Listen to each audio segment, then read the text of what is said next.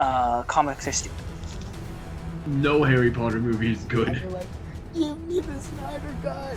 Oh, sorry. Just walk in front of you here. Gonna put my popcorn down. Oh, sorry. Gotta put this here. Universal needs to sue Sony. Hey, I'm an idiot. I was fired from Fox. Let me go. I'd like actually to see Venom just crush Spider-Man. Hello everyone, so I'm back today, and today I'm going to be talking about Disney and actually some interesting news they released during their investors call regarding Disney Plus and the release of Mulan and that strategy, which I wanted to kind of talk about in deeper detail because, there's sometimes, you see headlines which can be slightly misleading, and I want to give all the facts and just kind of put into context for people who, have either been misled or have been, reading headlines and just kind of assuming things. And then, so I'm going to tell you the whole truth from what we know.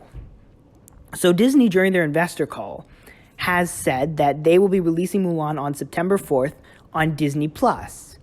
Now, the catch is all Disney Plus subscribers will have access to Mulan, but it will require essentially a $30 charge on top of that to get access. So it's almost like when you're renting a movie on demand, except you have to be a Disney Plus subscriber to have that option to rent the movie, right? So because it's so new, and it'll be about $30, which is typically the price of, if you look at Trolls, which released video on demand was $30. You're going to have all these other movies which have released on premium video on demand and which will continue to assumably release on premium video on demand, which have all been about $30. So $30 makes sense in terms of a price, and it is a cheaper alternative to a ticket or to a whole family of tickets, which could be about $50. So you're saving $20 there. Now, the second part of this is how Disney will make their money.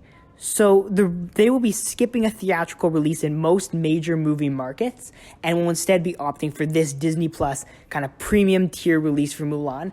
And this will actually make a huge impact on the way Disney makes money. Because although people say, yes, well, it's not going to, nobody's going to want, only a few people who have Disney Plus will buy this, which is probably incorrect. But even if you say that's completely true, and hypothetically only a quarter of the people who have Disney Plus will watch it, rather than people who would go to the movie theater, you also have to remember, Disney makes 100% of whatever comes from this. So the Mulan costed $200 million to make, which is actually, I think it's the highest budgeted movie for a female movie director, but that's besides the point. Actually, not really, but And so if you take this and in its entirety, you will have and only a quarter of the Disney Plus subscribers upgrade for this $30. If only a quarter of the new announced number of paying subscribers, which is 60.5, if only a quarter of those subscribers decide to pay the extra $30 to watch Mulan, Disney would already be, with only 16-ish million subscribers worldwide paying for this, would already make $400 million. Now, the $200 million budget would be paid off, and they would be making $200 million in profit just with a quarter of the global subscriber count at this moment actually paying for the movie. And if half the subscribers paid, they would be making nearly $1 billion. And of course, 200 would be going away to the production budget, but they would be making in pure profit $800 million. Now, you would have movies that make $1 billion. In theaters, this probably would make around $1 billion. But when 50% of that goes to the actual theater chains and to pay for the employees and the maintenance of the space, right? Because they take 50% of that money.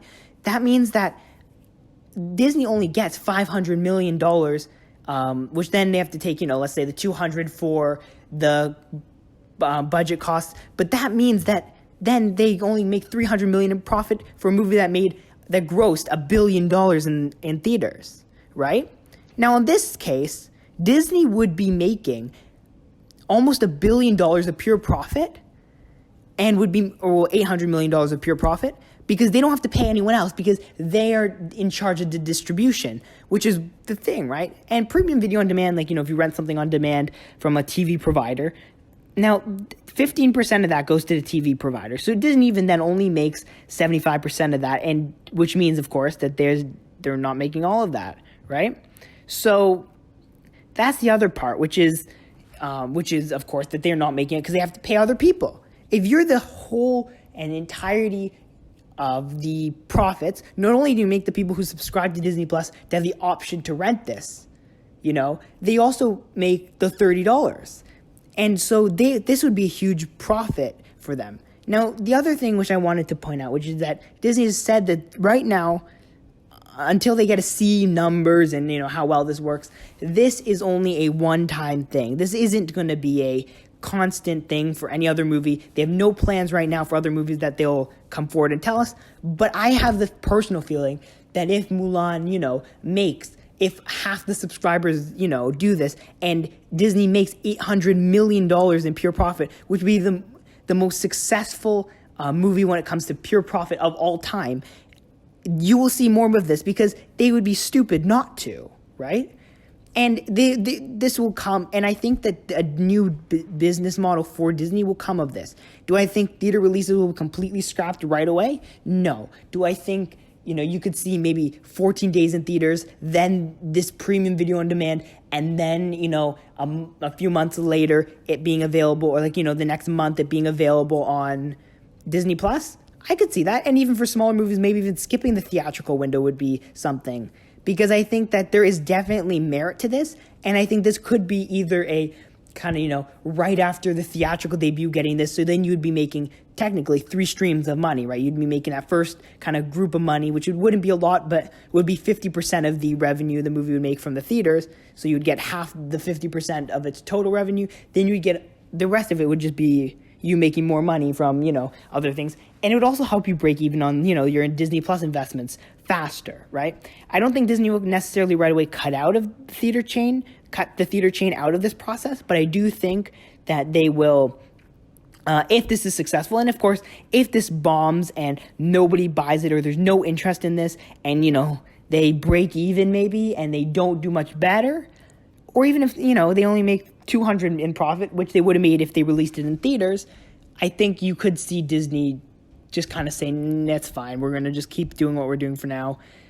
Because, of course, they could make that same profit in theaters. Now, if they're making $800 million, something they've never made in theaters before, no matter, because, you have a $2 billion movie and it costs $500 million to make, you're not making, like the end game, right? You're not making a huge amount of money off that. So not as much as 800 million. So it'll be interesting to see how this kind of goes and what kind of happens with this, because this could be a potential huge success for not only Disney, but maybe other companies, even Netflix maybe could, create something like this. But let me know what you think down below about this idea. Will you be buying Mulan when it comes out on September 4th on Disney Plus? Let me know down below. Don't forget to like, subscribe, comment, share your thoughts, and of course, see you next time.